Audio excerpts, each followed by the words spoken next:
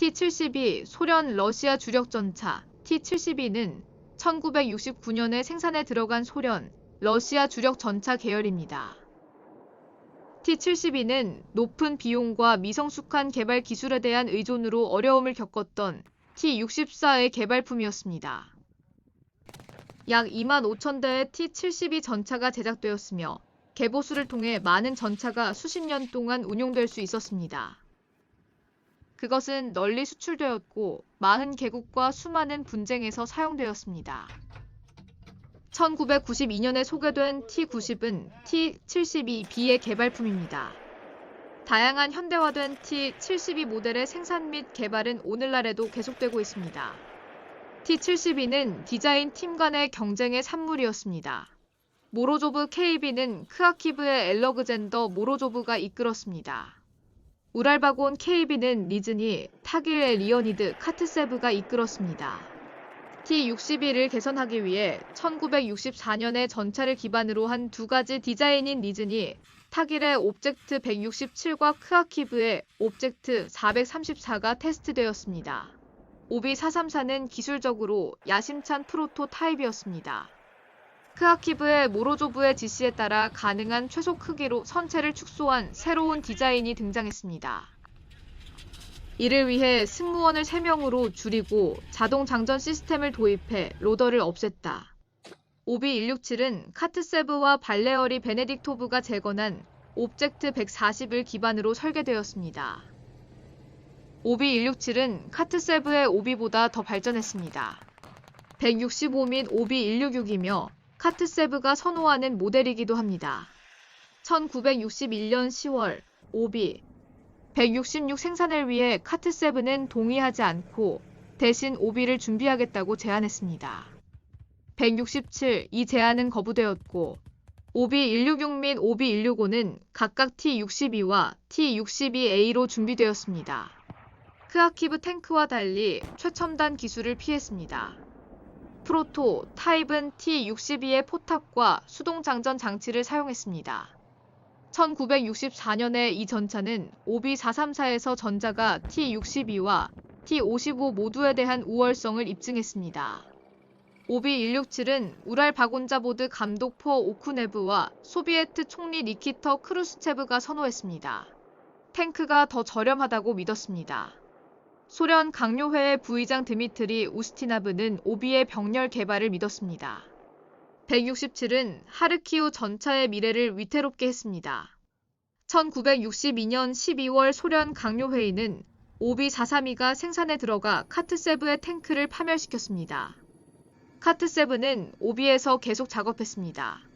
167 오브 167M은 오토로더를 통합했습니다. 이 모델 역시 1964년 5월에 거부되었습니다. 초기 생산 운영의 문제는 처음부터 분명했지만 OB를 옹호하는 모로조브 주변에 강력한 로비가 형성되었습니다. 434 모스크바에서 경쟁 개발 및 아이디어가 논의되는 것을 방지합니다. OB434는 1968년 5월 T-64A로 소련군에 입대했습니다. T-64의 더 작은 디자인은 적합한 엔진을 선택할 때 문제를 일으켰습니다. 선택한 700마력 5TDF 엔진은 신뢰할 수 없고 수리하기 어려웠으며 2차 세계대전 설계와 유사한 수명이 보장되었습니다. 개체 170이 1967년에 우랄 바곤자보드는 1970년 T-64의 연속 생산을 준비하기 위해 섹션 520을 구성했습니다. 5TDF 엔진의 시간 소모적 건설로 인해 현대 V45보다 약 2배 더 오래 걸렸습니다. 크아키브의 말리세브 공장은 모든 소련 탱크 공장에 충분한 수의 5TDF 엔진을 제공할 수 없었습니다. 군산위원회는 더 빠르고 절반의 비용으로 생산할 수 있는 소위 동원 모델인 전시 T-64용 두 가지 대체 엔진에 대한 작업을 승인했습니다. 오브제 219 GTD 1000T 가스 터빈 포함은 레넌그레드에서 설계되었습니다. OB 디젤 V45 엔진이 장착된 439는 니즈니 타길의 우랄바곤자보드에서 우랄바곤 KB가 설계했습니다. GABTU는 팀과 함께 T-64A 프로토 타입을 우랄 박원자 보드에 보냈습니다. 카트7은 이 팀을 이끌 예정이었습니다. 카트7은 T-64의 혁신에 만족하지 않았고 대신 탱크를 재설계하는 보다 포괄적인 프로젝트를 시작했습니다. 카트7은 T-64A 옵젝트 167 및 강화된 T-62의 가장 좋은 점이라고 생각하는 것을 혼합했습니다. 개발 중에 탱크는 우랄 산악 지역의 이름을 따서 코드명 우랄로 지정되었습니다. 우랄 박원자 보드는 1968년 1월 T-62 포탑 D81 125mm 포 V45 엔진을 갖춘 최초의 프로토 타입을 생산했습니다. OB439는 T-64와 크게 달라서 옵젝트 172로 재지정되었습니다. 카트7의 반항은 GABTU를 화나게 했고 GABTU는 처음에 그의 불복종에 대해 그를 질책했습니다. 그러나 이 전차가 T-64에 비해 비용이 적게 드는 대안으로서 잠재력이 있음이 입증된 후 카트7은 설계 작업을 계속할 수 있었습니다. 정치적 동기가 있는 반대 세력은 전차가 개발되는 동안 계속해서 전차를 뒤덮었습니다. 바곤카 탱크 공장 관리자 IF 크루타코브는 조서프 코틴 아래 우랄 박원자 보드를 종속시키려 했습니다. 카트7은 권력을 위해 이 플레이를 능숙하게 물리쳤고 그 과정에서 크루타코브를 당황하게 했습니다. 카트7은 1969년 8월에 은퇴했고 베네딕토브가 계승했습니다. 팀은 곧 더 강력한 V45 엔진이 T-64 차체에 많은 스트레스를 가하여 얼마 후 균열이 구체화되기 시작했다는 사실을 알게 되었습니다. 보다 안정적인 솔루션을 찾았습니다. 마지막으로 T-62의 개조가 논의되었을 때 1960년의 아이디어가 사용되었습니다. 1961년 우랄 박원자 보드는 해당 전차의 더 강력한 차체와 구동장치 조합을 테스트하기 위해 옵젝트 167의 두 가지 프로토 타입을 제작했습니다. 크아키브의 영향으로 이 아이디어는 모스크바에서 거절당했습니다. 그러나 고무로 코팅된 대형 로드휠이 있는 이 구조는 이제 T-64 동원 모델의 기초를 형성했습니다. 원래 T-62 업그레이드를 목적으로 한 이전 프로젝트에서 가져온 자동 장전 시스템에 추가 변경 사항이 적용되었습니다. 별도의 발사체와 추진 장약으로 구성된 125mm 탄약은 이제 T-64에서처럼 수직으로 한 층이 아닌 두 층으로 수평으로 보관되었습니다.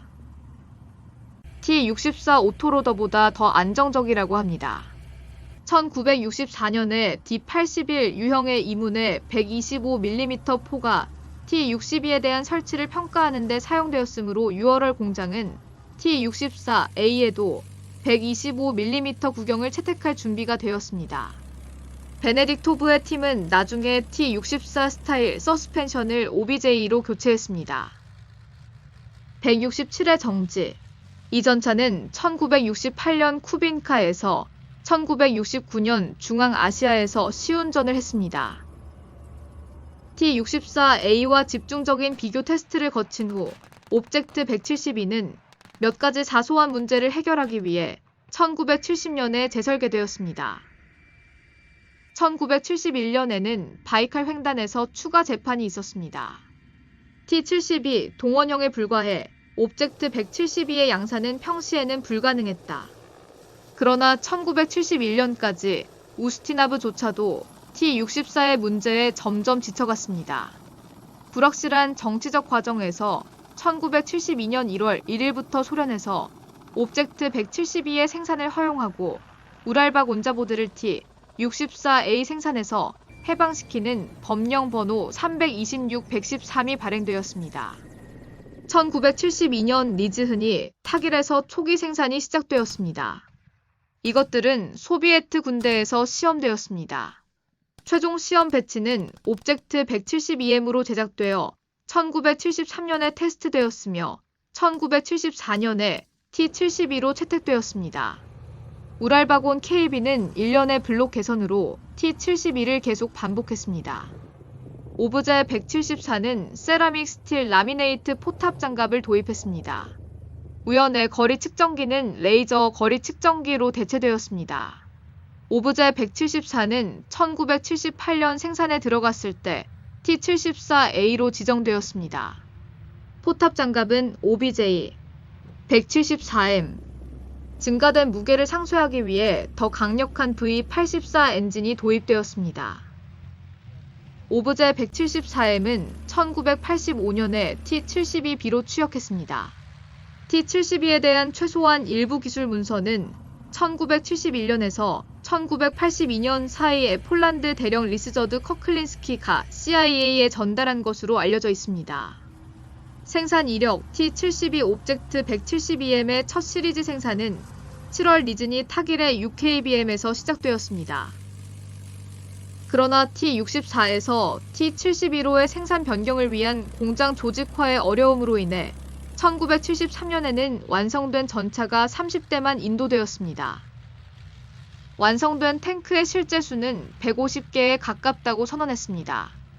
그 결과 툴링에 상당한 투자가 이루어졌습니다. 현대화 후에야 공장에서 T-72의 본격적인 생산을 시작할 수 있었습니다. 니즈니 타길은 1992년까지 다양한 개조를 통해 탱크를 생산했습니다. T-72는 1970년대부터 소련이 붕괴한 1991년까지 바르샤바 조약군이 가장 많이 사용한 전차였습니다. 라이센스 유무에 관계없이 다른 곳에서 복사됩니다.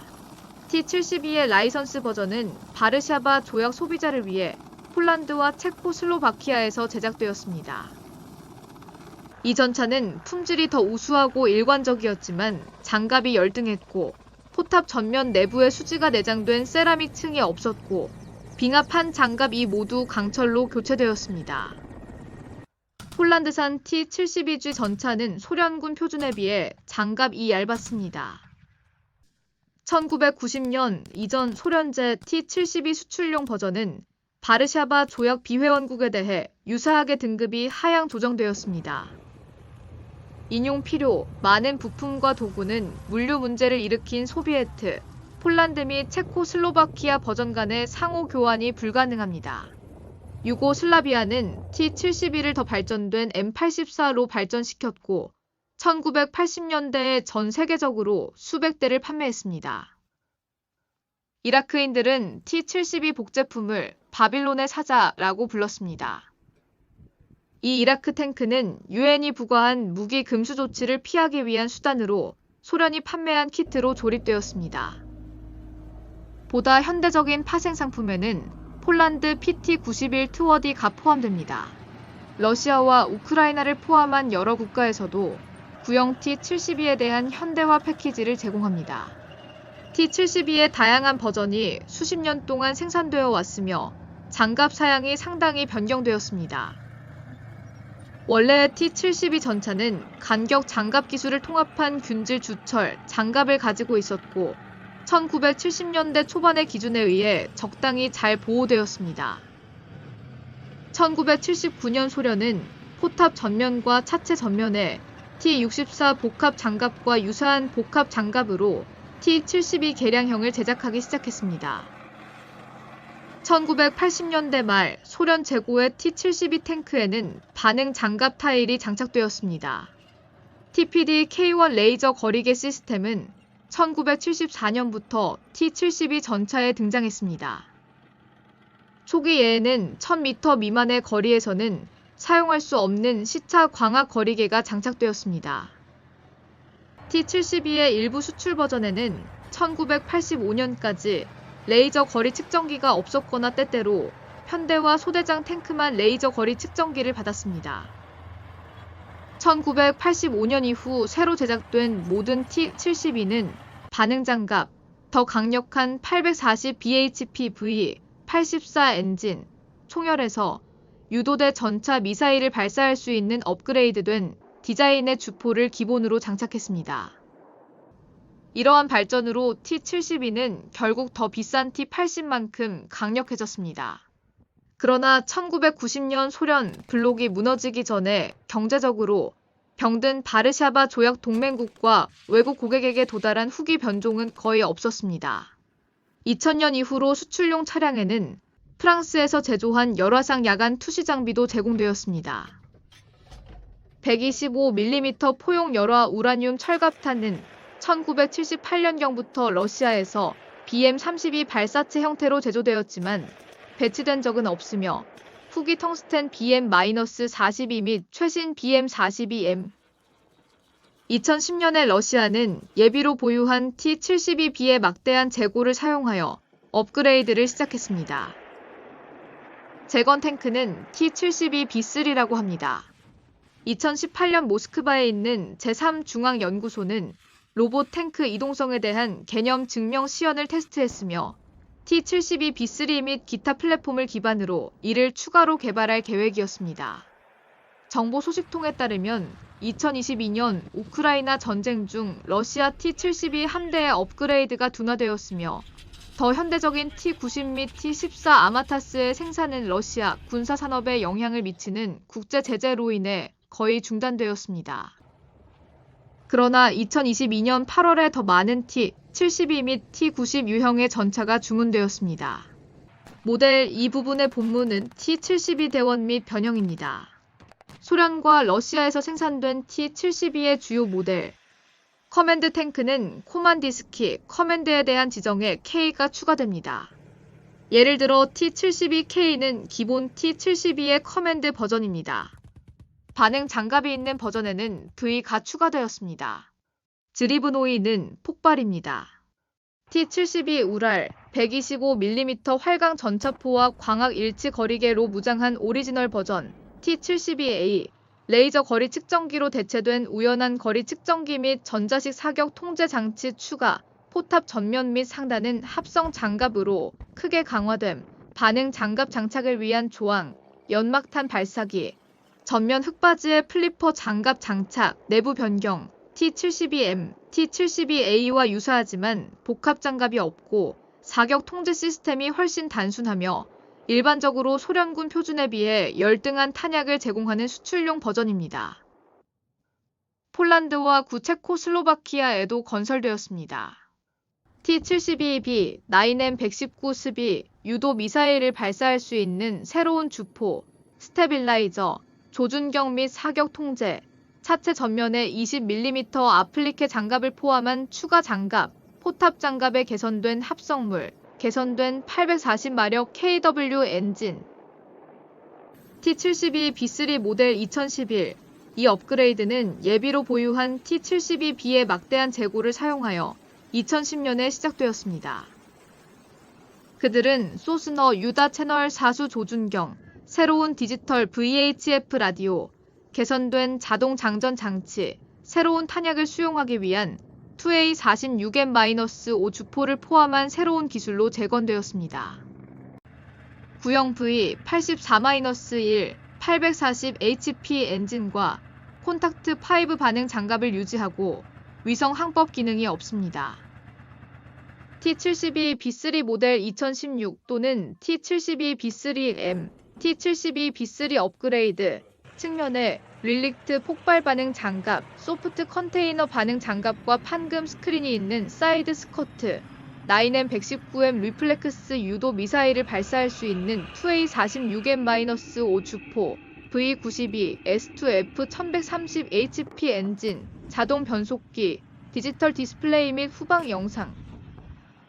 종종 T-72 비퍼로 잘못 언급됨 T-72 디자인은 T-72 엠퍼시지, PT-91 투어디, M84, M84 AS1, M-84D와 같은 외국 모델에 사용되었습니다. 변형, 이 부분의 본문은 T-72 대원 및 변형입니다. 또한 T-72 차체는 다음을 포함하여 다른 대형 차량 설계의 기초로 사용되었습니다.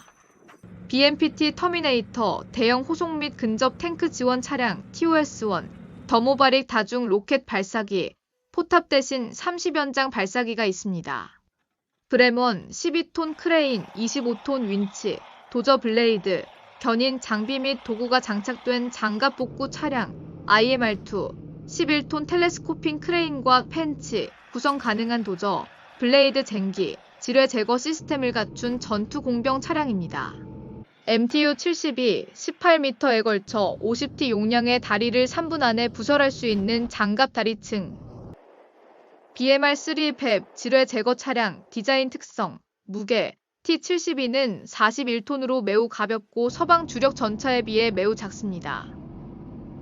구 바르샤바 조약 국가의 일부 도로와 교량은 T-72가 편대를 이루어 이동할 수 있도록 설계되었지만 네이토 탱크는 전혀 통과하지 못하거나 한 대씩만 지나갈 수 있어 기동성이 크게 저하됩니다. 기본 T-72는 원래 제2차 세계대전 시대 T-34용으로 설계된 기본 500hpv 12 디젤 엔진의 780hp 슈퍼차저 버전으로 상대적으로 출력이 낮습니다.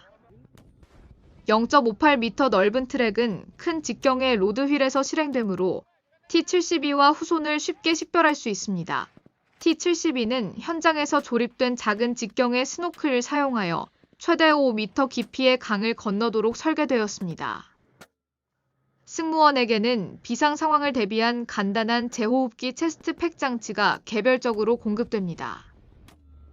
수중에서 엔진이 멈추면 6초 이내에 다시 시동을 걸어야 하며 그렇지 않으면 압력 손실로 인해 T-72의 엔진실이 물에 잠기게 됩니다.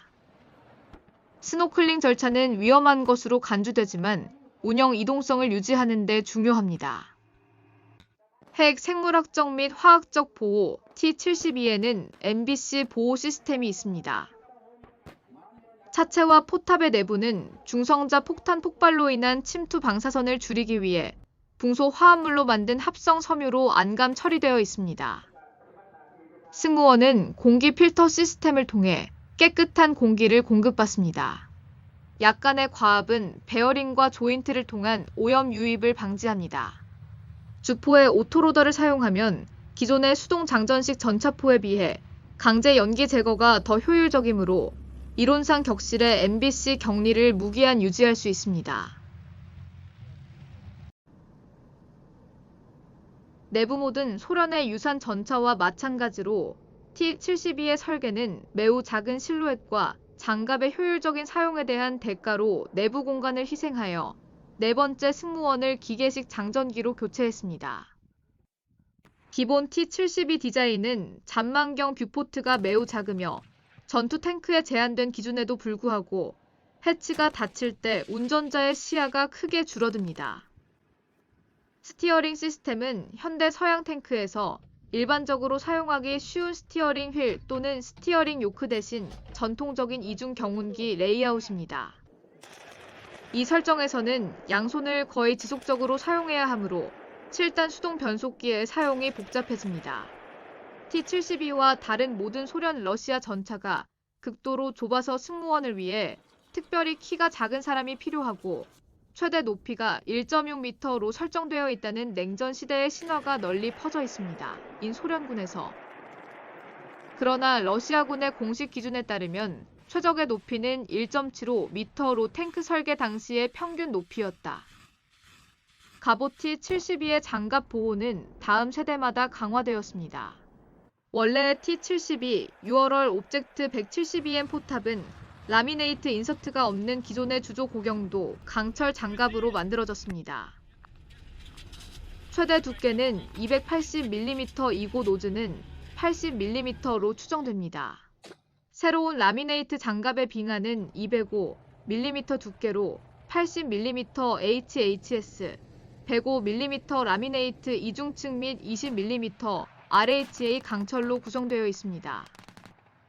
500-600mm 두께로 시선을 따라 이동합니다. 1977년 T-72 옵젝트 172M의 장갑이 약간 변경되었습니다. 포탑은 이제 세라믹 모래 막대, 쿼트즈 막대로 채워진 인서트를 특징으로 하며 빙하 플레이트 구성이 변경되었습니다.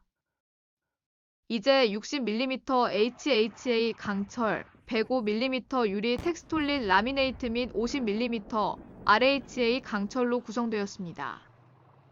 이 버전은 종종 소비에트 서클에서 T-72 유어러런으로 알려졌습니다. 다음 장갑 업데이트는 T-72A에 의해 도입되었으며 1976년에 설계되었으며 1979에서 1985년 동안 생산 라인에서 원본을 대체했습니다.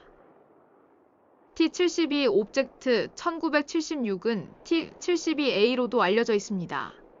1985년 T-72B가 도입되면서 복합 장갑이 다시 변경되었습니다. 퇴역 소령 제임스 M. 워퍼드에 따르면 T-72 기본 모델과 T-72 MT-72G MBT 이후에 개발된 변종은 미국과 유사한 형태의 석영 또는 모래로 채워진 공동을 포함하는 주철 포탑을 특징으로 합니다. 용융 실리카 갑옷 1977년 생산에 들어간 T-72 모델 1978은 세라믹 막대로 구성된 특수 장갑이 장착된 새로운 포탑이 특징입니다. T-72A는 더 두껍고 거의 수직에 가까운 정면 장갑을 갖춘 새로운 포탑을 특징으로 합니다. 그 외형으로 인해 미 육군에서는 비공식적으로 돌리파튼 갑옷이라는 별명을 붙였습니다. 이것은 새로운 세라믹 로드 터렛 필러를 사용했고 개선된 글라시스 라미네이트 아머를 통합했으며 새로운 대전 방지 사이드 스커트를 장착했습니다. T-72M은 보호 측면에서 기본 T-72 URL 모델과 동일했으며 단일 강철 포탑을 유지했습니다. 현대화된 T-72M1은 보호 측면에서 T-72A에 더 가깝습니다. 그것은 빙하판에 16mm의 고경도 강철 아플리케 갑옷을 추가하여 가시선 두께를 43mm 증가시켰습니다. 또한 포탑에 모래톱 갑옷이라고도 하는 세라믹 막대가 포함된 복합 장갑이 장착된 최초의 수출용 변형이었습니다. 포탑 장갑 구성은 본질적으로 T-72 유어러런과 동일하지만 소련 전용 T-72A는 포탑 보호 기능이 약간 향상되었습니다. 몇몇 T-72 모델은 주로 고폭대 전차 유형의 무기에 대한 보호를 강화한 폭발 반응 장갑을 특징으로 했습니다. 특정 후기형 T-72 전차는 커네틱 페너트레이터에 대해 부분적으로 효과적인 범용 ERA의 한 형태인 콘탁트 5 ERA를 특징으로 했습니다. 이것은 T-72의 빙하가 105mm M111 APDSFS 해치 탄약에 의해 관통될 수 있다는 것을 발견한 노획된 이스라엘 마가츠퍼 탱크에 대해 소련이 수행한 테스트에 대한 응답으로 T-72에 추가되었습니다. T-72B와 같은 후기 모델 T-72는 향상된 포탑 장갑을 특징으로 하여 포탑 전면이 눈에 띄게 부풀어 올랐습니다. 서방 정보국에서는 슈퍼 돌리 파튼 장갑이라는 별명을 붙였습니다. T-72B의 포탑 장갑은 모든 소비에트 전차 장갑 중에서 가장 두껍고 가장 효과적이었습니다. T-80B의 정면 장갑보다 훨씬 두껍습니다. T-72B는 새로운 반사판 장갑을 사용했는데 주조 포탑의 전면 구멍은 교대로 강철과 비금속층의 적층으로 채워졌습니다. 빙하에는 20mm 아플리케 아머도 장착되었습니다. T-72B B1 및 T-72A 변종의 후기 생산 버전은 선체 지붕의 방사 방지층을 특징으로 했습니다. 초기 모델 T-72에는 사이드 스커트가 없었습니다. 대신 원래의 기본 모델은 선체 앞쪽에 양쪽에 아가미 또는 플리퍼 유형의 장갑 패널이 있습니다. T-72A가 1979년에 소개되었을 때 서스펜션의 상부를 덮고 있는 플라스틱 사이드 스커트와 연료 및 적재 패니어의 측면을 보호하는 별도의 패널이 특징인 최초의 모델이었습니다. 소련 붕괴 후 미국과 독일 분석가들은 콘탁트 5 ERA가 장착된 소련제 T-72 탱크를 조사할 기회를 얻었고 대부분의 냉전 미국과 독일 탱크 발사체와 대전차 무기를 뚫을 수 없음을 입증했습니다. 미 육군 대변인은 쇼에서 걸프 전쟁에서 다운그레이드된 T-72 수출 탱크의 실패로 영속된 이 무기 생산 부문에서 소련이 열등하다는 신화가 마침내 안식을 얻었다고 주장했습니다. 이러한 테스트 중 유럽에서 네이토 바르샤바 조약의 대결이 발생했다면 소련은 갑옷에서 페리티를 가졌을 것입니다. 콘탁트 5와 같은 K 효과적인 ERA는 M829A3 탄약의 개발을 주도했습니다. 1980년대 후반 소련은 옵젝트 187을 개발했으며 이는 옵젝트 188과 병행하는 프로젝트였습니다. T-72의 B를 기반으로 포탑을 크게 수정했습니다. 옵젝트 187은 포탑과 차체 전면에 복합 장갑을 사용했고 나머지 탱크에는 RHA를 사용했습니다. 세라믹 또는 고밀도, 우라늄 합금을 포함한 특수 재료로 구성되었을 수 있습니다. 패시브 아머의 최대 물리적 두께는 최대 950mm RHA였습니다. 콘탁트 5ERA로 T-72BI의 정면 장갑은 네이토의 120mm L-44 전차포에 면역이 되었습니다. 그러나 소련 붕괴 후 탱크는 허용되지 않았습니다. 2021년 러시아 육군 T-72B3는 포탑 위에 돌출된 메쉬 스크린이 장착된 것으로 나타났습니다. 스크린은 FGM-148 제벌런 ATGM과 무인 항공기에서 발사되는 소형 공대지 탄약과 같은 최고 공격 무기로부터 탱크를 보호하려는 일종의 판금 장갑 역할을 하는 것으로 보입니다.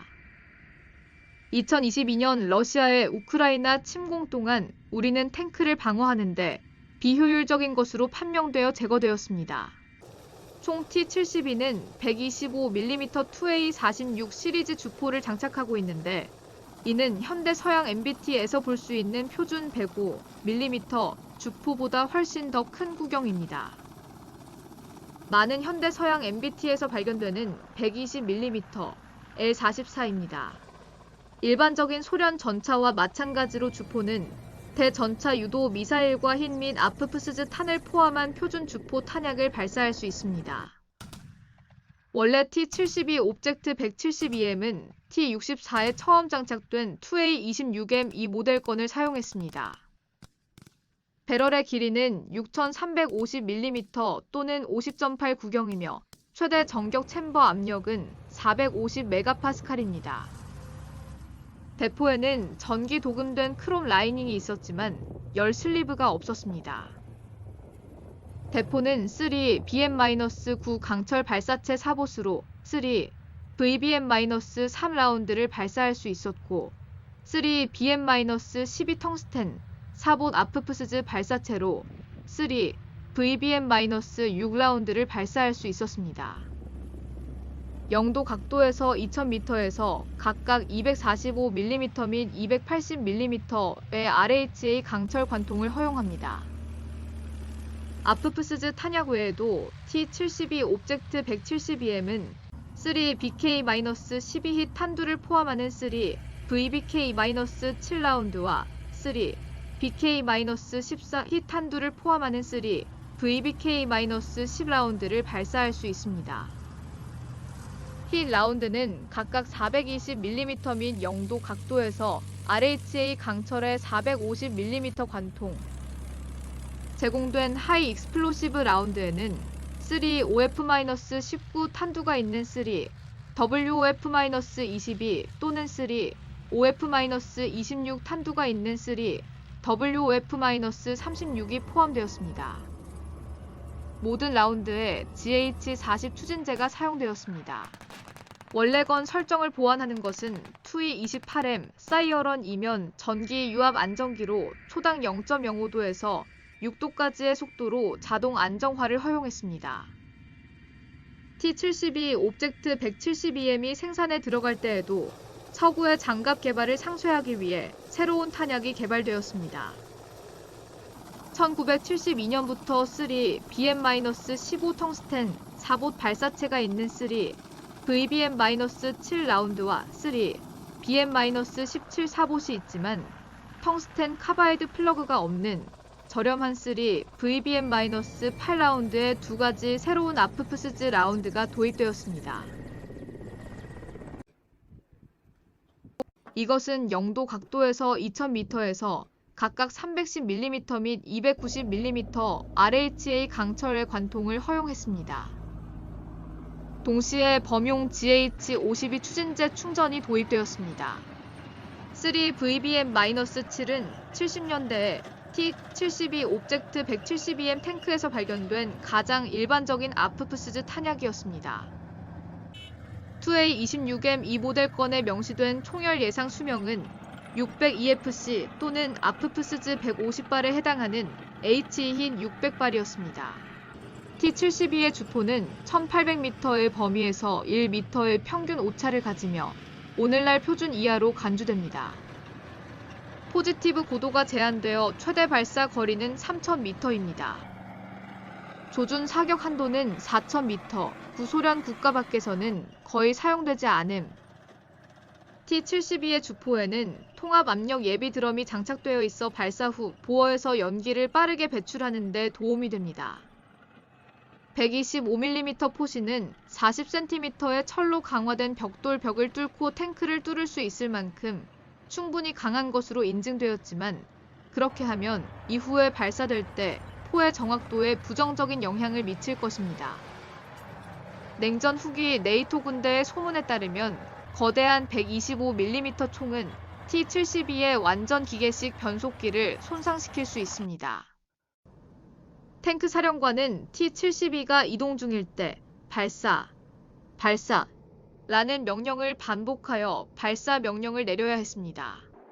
첫 번째 외침은 포수가 두 번째 명령으로 대포를 발사했을 때 변속기가 파손되는 것을 방지하기 위해 운전자가 클러치를 풀 수 있도록 허용한 것으로 추정됩니다.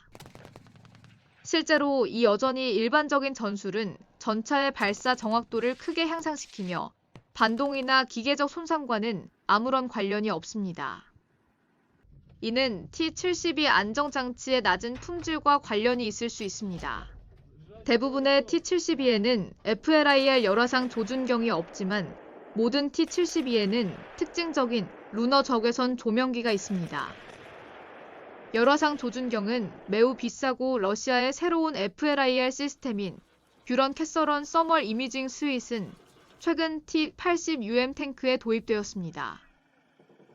구소련 외부에서 발견되는 대부분의 T-72에는 레이저 거리 측정기가 없습니다. 오토로더 이전의 가정용 전용 T-64와 마찬가지로 T-72에는 자동 장전 시스템이 장착되어 전담 승무원이 필요하지 않아 탱크의 크기와 무게가 줄어듭니다. 그러나 오토로더는 눈에 띄게 다른 디자인입니다.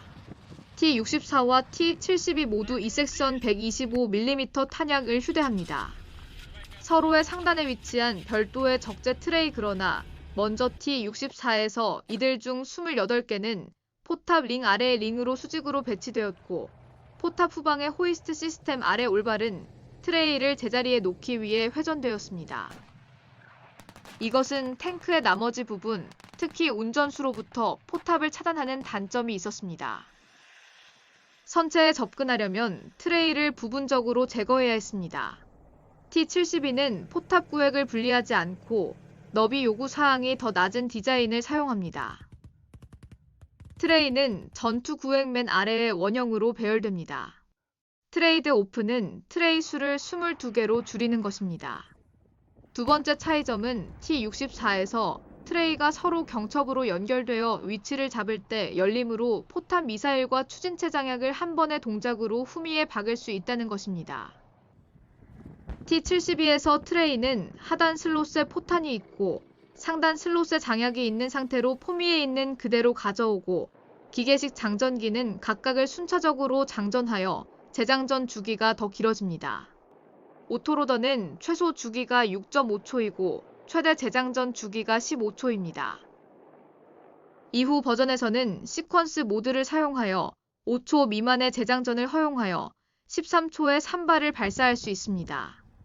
오토로더 시스템에는 다음 재장전 주기 동안 포탑 후면의 개방 포트를 통해 추진체 케이스를 배출하는 자동화된 케이스 제거 메커니즘도 포함되어 있습니다. 자동 장전 장치는 총을 수직 안정 장치에서 분리하고 총의 약실 끝을 누르고 적재 트레이 및 장전 장치와 정렬하기 위해 수평에서 3도 위로 크랭크합니다. 장전하는 동안 포수는 수직으로 독립적인 조준경을 가지고 있기 때문에 여전히 조준할 수 있습니다. 레이저 거리계와 탄도 컴퓨터를 사용하면 최종 조준에 최소 3에서 5초가 더 걸리지만 자동 로딩의 마지막 단계로 연결되어 동시에 진행됩니다. 22발의 자동 장전 탄약 외에도 T-72는 일반적으로 차체에 17발을 탑재하고 있으며 빈 오토로더 트레이에 장전하거나 대포에 직접 장전할 수 있습니다. T-72 B3 현대화는 3BM59-3 BM-60과 같은 더 긴 발사체에 맞도록 오래된 자동 장전 장치를 새 것으로 교체했습니다. 이전 변형은 제한적이며 특정 길이를 초과할 수 없는 이전 아프프스즈 라운드만 탑재할 수 있으므로 대전차 라운드의 성능이 저하됩니다. 미사용 탄환이 오토로더 시스템에 저장되는 방식이 결함으로 드러났는데 관찰자들은 관통 명중이 모든 탄약을 폭파시키는 연쇄 반응을 쉽게 일으킬 수 있다고 지적했습니다. 그 결과 포탑이 날아가 소위 잭린더 박스 폭발이 발생했습니다. 이 취약성은 걸프전 중에 처음으로 관찰되었습니다. 운영자 및 서비스, 이 부분의 본문은 T-72대원 및 변형입니다. T-72는 아프가니스탄 전쟁에서 사용된 적이 없습니다. 그곳에 배치된 소련제 40군은 주로 T-55와 T-62 전차를 보유하고 있었다. 러시아 연방은 1만 대가 넘는 T-72 전차를 보유하고 있었는데 여기에는 약 2,000대가 현역으로 사용되었고 8,000대가 예비로 사용되었습니다. T-72는 1. 2차 체첸 전쟁, 러시아 조지아 전쟁, 러시아 우크라이나 전쟁 동안 러시아군이 사용했습니다. T-72는 전 세계 40개국 이상에서 사용되었습니다. 시리아 1982년 레바논 전쟁에서 시리아 T-72는 레바논 남부에서 이스라엘 탱크와 교전한 것으로 여겨집니다. 시리아 T-72는 전투에서 머게이버를 만난 적이 없다고 가정합니다. 1982년 6월 9일 시리아 총사령부는 최근 T-72 전차로 무장한 제1기갑사단 여단에게 직진하여 국경을 넘어 동쪽으로 진격하는 이스라엘 부대의 우측면을 타격하라고 명령했다. 이어지는 전투는 이스라엘의 추가 진격을 막았고 10대의 IDF 주력 전차가 파괴되었습니다. 전쟁 후 하페즈 알-아사드 시리아 대통령색의 최고의 탱크라고 불렀습니다. T-72는 2011년부터 시리아 아랍군에 의해 시리아 내전에서 광범위하게 사용되었습니다. 적지 않은 노획 부대가 반군 자유 시리아군을 포함한 반정부군과 이슬람 반군과 같은 지하드 단체에 의해 사용되었습니다. 전선과 이라크와 시리아의 이슬람 국가 처음의 반란군은 IED와 RPG-7 매복 전술을 정부 기갑군에 사용했습니다. 나중에 반군은 T-72에 성공적으로 사용된 현대 러시아 RPG와 유고슬라브 M79 오세스를 획득했습니다. 2012년부터 중국제 HJ-8, 소련제 9 K-111 파곳, 9M-113 콤쿠스, 9 K-115 메티스, 미국제 BGM 등 현대대 전차 유도 미사일을 외부 스폰서로부터 직접 인도받아 2012년 시리아 재고에서 포획 후 직접 납품 -71 TOW 미사일은 반군이 더 안전한 거리에서 T-72를 포함한 모든 정부 장갑차 유형과 교전하고 파괴할 수 있게 했습니다. 영상 기록에 따르면 2020년 3월 현재 시리아군이 운용하는 T-72 전차가 최소 837대 파괴되었습니다.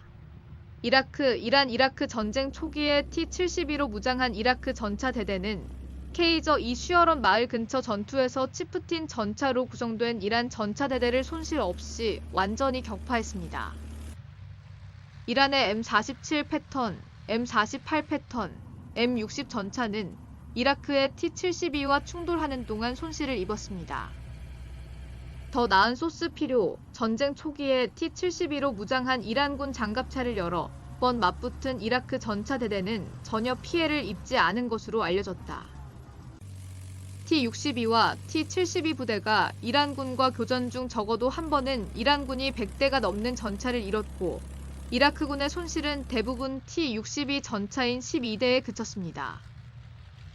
더 나은 소스 필요, 이라크의 T-72M과 T-72M1은 바스라 전투와 전쟁의 마지막 단계에서 성공을 거두었습니다. 105mm M68 전차포와 TOW 미사일은 이라크 T-72의 정면 장갑에 비효율적인 것으로 판명되었습니다. 8년간의 전쟁 동안 60대의 T-72 전차가 손실되었습니다. 라아드 알-함다니 이라크 공화국 수비대 이라크 장군은 치프틴 전차로 무장한 이란 제16기갑사단 ET-72 전차로 이라크 제10기 가벼단과의 전투에서 패했다. 기갑 여단이 12시간 만에 사단을 파괴하려 했지만 그 일이 일어났습니다. 이란인들에게는 재앙이었습니다. 전쟁을 시작한 894대의 치프턴 전차 중 전쟁이 끝날 때까지 200대만 남았습니다. 이란인과 이라크인에 따르면 T-72는 이란-이라크 전쟁에서 가장 두려운 전차였습니다. 쿠웨이트 침공 동안 이라크는 주로 T-55, T-62, T-72 등 690대의 전차를 사용했습니다. 쿠웨이트는 T-72 6대, 치프틴 165대, 비커스 70대, 센추리온 40대 등 총 281대의 전차를 보유하고 있었습니다. 8월 2일 아침 무틀라곡의 부근에서 쿠웨이트 제6기계화 여단의 비커스 전차와 함무라비 제1기갑사단 공화국 수비대제 17기 가벼단의 T-72 전차가 전차전을 벌였다. 쿠웨이트 전차는 매복 중 T-72 1대를 쓰러뜨릴 수 있었지만 제6여단 사령관이 포로로 잡혀 패배했다. 살아남은 비커즈 전차 20대만이 사우디아라비아로 후퇴할 수 있었습니다. 이라크에서 조립된 T-72 버전 라이언 오브 베벌라는 두 이라크 전쟁에서 연합군과 교전했습니다. 73 이스트윙 전투는 이라크 사막의 모래 폭풍 속에서 일어났습니다. 미국 M1A1과 브래들리 전투 차량 이라크 공화당 수비대 T-72M과 BMP에 맞서 이라크 기갑군에 37명의 손실을 입히고 브래들리 1명을 적의 사격으로 잃었습니다. 1차 공격은 이라크 제18기계화 여단과 제37기 가벼단을 공격해 격파한 제1보병사단의 2개 선도여단과 함께 약 400명으로 구성된 2ACR의 3개 중대에 의해 이뤄졌다.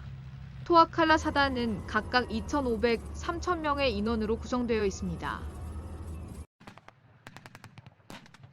1991년 2월 26일 이라크군은 페이즈 라인 총알 전투 동안 이라크 남부에서 2대의 M1 에이브럼즈 탱크가 지원하는 미국 기계화 보병 중대의 진격을 막기 위해 파고든 T-72 탱크를 사용했습니다. 이라크의 T-72M은 3BM9 포탄을 사용했으며 최대 2,500m 거리에서 245mm의 관통력을 가졌습니다.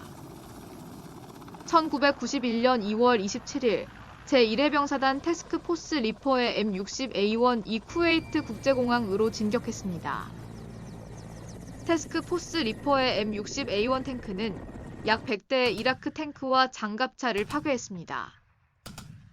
데저트 스톰 작전 중 손실된 총 T-72의 수는 약 150대였습니다. 1996년 당시 이라크는 원래 1038대를 받았던 776대의 T-72 전차를 보유하고 있었습니다. 2009년 1월 이라크 정부가 최대 2,000대의 T-72 탱크를 구매하기 위한 협상을 진행 중이라고 보도되었습니다. T-72는 개조되고 현대화되었습니다. 체첸 전쟁, 제1차 체첸 전쟁 동안 러시아 연방과 조카 두다이예브가 이끄는 자칭 이치커리아 체첸 공화국 사이에 벌어진 전쟁에서 러시아 연방은 T-72와 T-80 전차를 모두 배치했습니다. 전투 첫 3개월 동안 러시아군 AFV 손실은 전차 62대 손실에 달했습니다. 수리할 수 없는 차량의 손상을 분석한 결과 사람이 휴대할 수 있는 대전차 무기가 선체를 정면으로 관통하여 손실된 T-72는 없었습니다. 이러한 손실의 원인을 분석한 결과 대부분은 러시아 RPG-7 또는 RPG-18 견착식 대전차 로켓 발사기로 무장한 포수와 기관총 사수로 구성된 4인 체첸대 전차 킬러팀에 의해 발생한 것으로 나타났습니다. 5에서 6개 팀이 동시에 한 대의 장갑차를 공격하는 저격수. 기록된 손실의 대부분은 차량의 측면, 상단 및 후면의 3에서 6회의 킬샷 타격에서 발생했습니다. 심각한 전술적 배치 실패가 강조되었으며 교리와 전술이 전차의 가치를 결정하는 주요 요인임을 다시 한번 입증했습니다. 그로즈니에 대한 첫 번째 공격에서 러시아 연방에 심각한 손실을 입힌 후 기갑 전술이 수정되었습니다. 러시아 장갑차 손실은 러시아 보병이 보병을 지원하는 장갑 전투 차량과 함께 전방으로 이동하도록 전술을 변경하면서 감소했습니다. 특히 AAA 장갑차를 사용하면 T-72보다 더 높은 각도로 중무장을 올릴 수 있습니다. 러시아군은 두다이예브의 T-72 7대를 노획하여 전투에 사용했습니다. 1차 체첸 전쟁 동안 적어도 2차례의 탱크 결투가 벌어졌다. 첫 번째에서 두다이예브의 T-72A는 친러시아 체첸에 속한 T-62M 한 대를 제압했습니다. 두 번째로 두다이예브의 T-72A 중 하나가 러시아 T-72B에 의해 파괴되었습니다. 1997년부터 2003년까지 2차 체첸 전쟁 중 1대의 탱크를 포함하여 3대의 러시아 T-72가 체첸 분리주의자들의 손에 파괴된 것으로 기록됩니다. 러시아 조지아 전쟁 2008년 나모세티아 전쟁에서 양측은 엄청난 수의 T-72 전차를 배치했습니다. 분쟁 당시 그루지아 군대는 191대의 T-72 전차를 배치했으며 그중 120대는 T-72 심원으로 개조되었습니다. 그루지아 군대는 총 75대의 T-72 전차를 나모세티아에 배치했습니다. 그루지아 군대는 T-72 30대를 잃었고 트스크린발리 주변 전투에서 10대를 잃었고 또 다른 20대는 러시아 공수부대원이 포획한 후 파괴했습니다. 러시아 우크라이나 전쟁, 돈바스 전쟁, 2014년 8월 26일 국제전략연구소는 돈바스 전쟁에서 최소 3대의 T-72B와 단독의 T-72B3로 구성된 혼합 러시아 종대를 확인했다고 주장했습니다. 이 목격의 의미는 러시아가 분리주의자들에게 탱크와 다른 무기를 공급하는 문제에 대해 그럴듯한 부인을 유지하려고 시도했다는 것입니다. 러시아는 계속해서 분리주의자들이 운영하는 모든 탱크는 우크라이나 군대에서 노획한 것이 틀림없다고 주장했습니다. T-72B3는 러시아 육군에서 대량으로 운용되고 있습니다. 이 현대화된 T-72는 다른 국가에 수출되거나 운용된 적이 없는 것으로 알려져 있습니다. 2015년 3월 더즈히 바토먼 쿠에브와의 인터뷰에서 그가 2015년 2월 우크라이나에서 데발트세베를 위해 싸울 때 32 탱크 러시아 육군 부대의 일원으로 T-72B를 운용했다고 밝혀졌습니다. 그의 탱크는 파괴되었고 심각한 화상을 입었습니다. 분쟁 이전 우크라이나에는 600대의 T-72가 보관되어 있었습니다. 그러나 서비스 가능한 장갑차의 부족에 직면한 우크라이나 국방부는 일부 T-72를 서비스에 복귀시키기 시작했습니다. 2022년 러시아의 우크라이나 침공, 참조 러시아 우크라이나 전쟁 중 우크라이나에 대한 외국 원조 목록 T-72는 2022년 러시아의 우크라이나 침공에서 양측과 함께 광범위한 서비스를 받았습니다. 러시아의 가장 많은 탱크는 T-72B3 및 구형 T-72B입니다. 침공을 준비하는 과정에서 러시아군은 일부 논평가에 의해 코프 케이지로 알려진 즉석 강철 그릴을 포탑 상단에 적용했습니다. 군사 분석가들은 우크라이나군이 미국에서 만든 FGM-148 제벌런 및 영국 스웨데너 엘로와 같은 최고 공격 무기의 사용에 대응하기 위해 그러한 그릴을 추가했다고 추측했습니다. 이러한 구현은 탱크의 무게를 더하고 시각적 프로필을 증가시키며 승무원이 탱크에서 탈출하는 것을 더 어렵게 만듭니다. 분석가들은 2020년 나고르노 카라바흐 전쟁에서 얻은 교훈에 대한 대응으로 시가지 전투 중 상공에서 발사되는 RPG-7, 배회 탄약 또는 드론 공격에 대한 대책으로 잠재적으로 사용될 수 있다고 추측했습니다. 서로 다른 그물망과 철책으로 만든 임시 변통 3장 변종 사이의 균일성이 부족하다는 점은 전차 승무원이 대체로 즉석에서 만들었으며 표준 문제가 아님을 시사합니다. 2022년 5월 일부 러시아 유조선은 기관총과 무전기 사용을 방해하고 탱크에 불이 붙을 경우 대피를 막으면서 결국 우리를 제거했다고 말했습니다. 침공 전에 우크라이나는 소련에서 남겨졌지만 부분적으로 현대화된 소수의 T-72를 운영했습니다. 인용 필요, 여기에는 주로 T-72A 및 T-72AV와 현대화된 T-72AMT가 포함됩니다. 4월 3일 콘탁트1 ERA를 장착한 희귀한 T-72, 6월에 손상된 이미지가 나타났습니다. 2022년 4월, 현재 불특정 수량의 체코 T-72M1이 우크라이나에 제공되었습니다. 폴란드는 또한 200대 이상의 T-72M1M1R 탱크를 우크라이나에 기증했습니다. 오픈소스 정보 사이트인 오릭스는 2022년 11월 21일 현재 러시아 T-72-863대가 파괴, 손상, 버려지거나 포획되었는지 여부를 시각적으로 확인했습니다. 2016년 미확인 T-72-94대, 우크라이나 T-72-83대 추가 서비스, 2009년 9월, 베네수엘라가 92대의 러시아 T-72B1V 전차를 구매할 계획이라고 발표되었습니다.